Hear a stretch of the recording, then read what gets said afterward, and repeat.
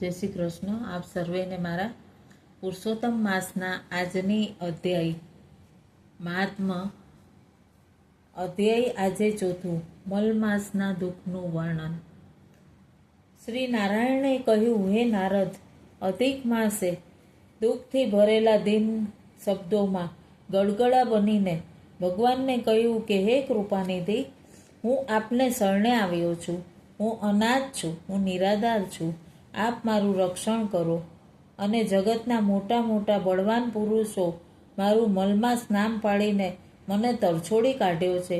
મારો કોઈ સ્વામી ન હોવાથી લોકો કોઈ પણ સારા કામમાં મારો ઉપયોગ નથી કરતા અને મને મેલો કહી તિરસ્કારી નાખે છે. આપ તો દયાળુ છો, દયાળુ કહેવાઓ છો, દીન વત્સલ.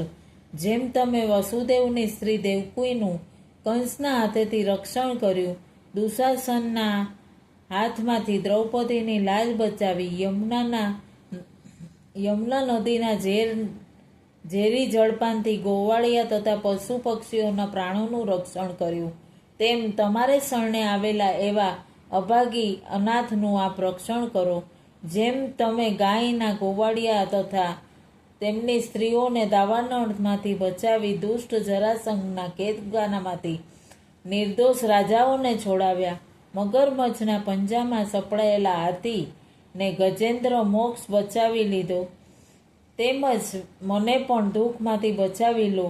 ભગવાન અધિક માસની પ્રાર્થનાઓથી પ્રસન્ન થયા અને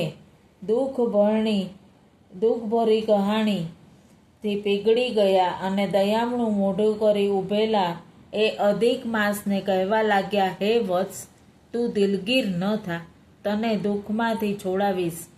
અહીં મારે આંગણે આવનાર ગમે તેવો મહાદુઃખ કે પતિત હોય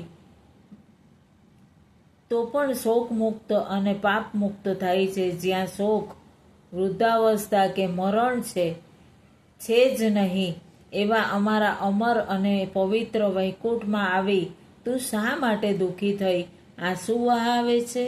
તારી જે કંઈ ઈચ્છા હોય તે શાંતિથી કહે, હું તારી મનોકામના પૂર્ણ કરીશ. એ પ્રમાણે ભગવાનના વચન સાંભળી જેમ માથા ઉપરથી બોજો ઉતારી લેતા થાકેલો માણસ શાંતિથી શ્વાસ દમ ભરે છે, તેમ આનંદિત થાય છે, તેમ હૃદયમાં હરખ પામી બે હાથ જોડી એ બોલ્યા, હે ભગવાન, આપ તો સર્વવ્યાપક અને સર્વજ્ઞ છો. આપનાથી કંઈ જ અજાણ્યું નથી. તો પછી આ અભાગીનું દુઃખ અને ઈચ્છા આપ કેમ ન જાણો? છતાં હું આપની આજ્ઞાને માન આપી જણાવું છું. આપની સર્જેલી સૃષ્ટિમાં પળ, ઘડી, દિવસ, રાત, માસ, વરસ અને તમામ કાળનો વિભાગ પોતપોતાના સ્વામીઓના અધિકારવાળા છે. તેથી નિર્ભય અને નિરંતર મોજ કરે છે.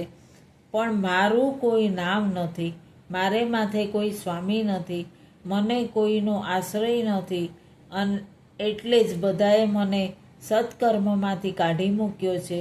જેમ ખાડામાં પડેલા આંધળાને બધા માણસો વગોવે છે, તેમ બધા લોકો મને મલમાસ કહીને મારું અપમાન કરે છે. આવા બુરે હાલ અપમાનભરી જિંદગી વિતાવવા કરતાં મારું મરવાનું હું પસંદ કરું છું. આપ દુઃખીના દુઃખને દૂર કરનારા, દીનદયાળ, ભક્તવત્સલ, પરદુઃખ ભંજન વગેરે નામે વેદ પુરાણમાં પ્રસિદ્ધ છો, તો મારું દુઃખ દૂર કરો, નહીં તો હું મરી જઈશ. આમ મૃત્યુનું નામ જપતો દુઃખના અતિ આવેગથી ડચકિયા ખાતો છાતી ભરાઈ આવતા અધિક માસ અવચેતન થઈને ત્યાં ગબડી પડ્યો. એ જોઈ સભામાં બેસનારા બધા અચંબો પામ્યા. પરંતુ પરમ દયાળુ એવા શ્રી કૃષ્ણ પરમાત્માએ એને દિલાસો આપી શુદ્ધિમાં આણ્યો અને પછી તેને મેઘની પેઠે ગંભીર અને ચંદ્રમાના કિરણની માફક શીતળ સ્વરે તેને શાંત કર્યો. તે શ્રી પુરુષોત્તમ મહાત્મા અધિક માસનું ચોથા દિવસનું મહાત્મા અહીં સંપૂર્ણ થાય છે. મલ માસનું દુઃખનું વર્ણન અહીં સંપૂર્ણ થાય છે. શ્રી કૃષ્ણ અર્પણ. આપ સૌને મારા જય શ્રી કૃષ્ણ. બોલો પૂર્ણ પુરુષોત્તમ ભગવાનની જય.